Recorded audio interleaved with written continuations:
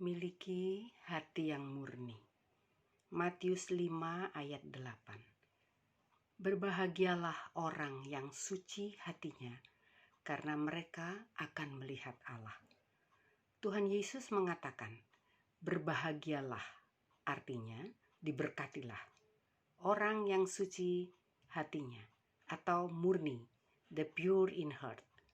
Hati yang murni adalah hati yang suci di hadapan Tuhan dan nurani yang bersih terhadap sesamanya. Orang yang memiliki hati yang murni dapat sungguh-sungguh mengasihi Tuhan dan sesama dengan tulus ikhlas, rela, dengan rendah hati, dengan tanpa syarat berdasar kepada kasih Kristus.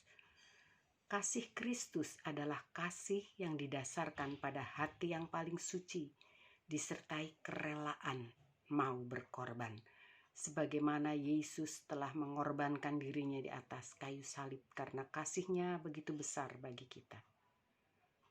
Tuhan Yesus mengatakan, kalau hati kita tidak murni, kita tidak mungkin bisa melihat Allah. Kalau selama kita hidup di dunia saja tidak bisa mengalami perjumpaan ilahi di dalam hadirat-Nya, maka kita pun tidak mungkin bisa mengalami perjumpaan dengan Allah di kekekalan.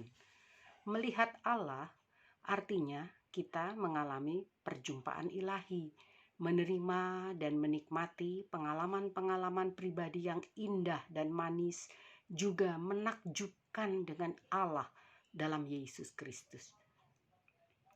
Jika kita sudah melihat dan mengalami perjumpaan ilahi, bertemu dengan Tuhan secara pribadi, maka sepatutnya hidup kita pun telah diubahkan dan kita pun mau berubah. Begitu juga apa yang terjadi pada Sakeus. Setelah melihat dan berjumpa dengan Tuhan, hidupnya berubah dari seorang tidak berkenan kepada Tuhan menjadi seorang yang dikenan Tuhan, dan dia pun layak menerima anugerah keselamatan.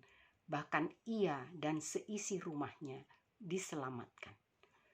Seperti halnya Saulus sebelum bernama Paulus, ketika mengalami perjumpaan dengan Tuhan, seketika itu juga dirinya berubah dari seorang yang jahat, pelawan Kristus dan pengikutnya, menjadi seorang Rasul Paulus yang dipakai Tuhan luar biasa.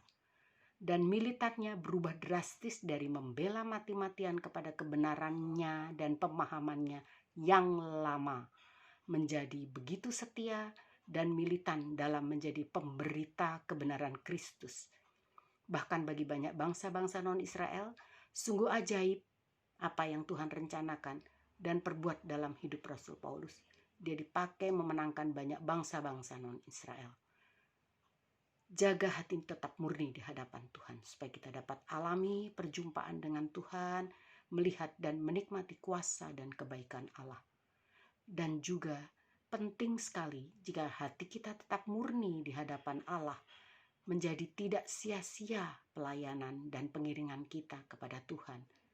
Seberapa lama pun kita sudah melayani, jikalau hati tidak murni, bahkan iman sedahsyat atau sehebat apapun akan kandas.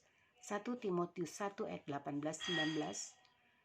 Saya ulang, 1 Timotius 1 ayat 18 sampai 19. Tugas ini kuberikan kepadamu, Timotius anakku, sesuai dengan apa yang telah dinubuatkan tentang dirimu, supaya dikuatkan oleh nubuat itu. Engkau memperjuangkan perjuangan yang baik dengan iman dan hati nurani yang murni. Beberapa orang telah menolak hati nuraninya yang murni itu, dan karena itu kandaslah iman mereka.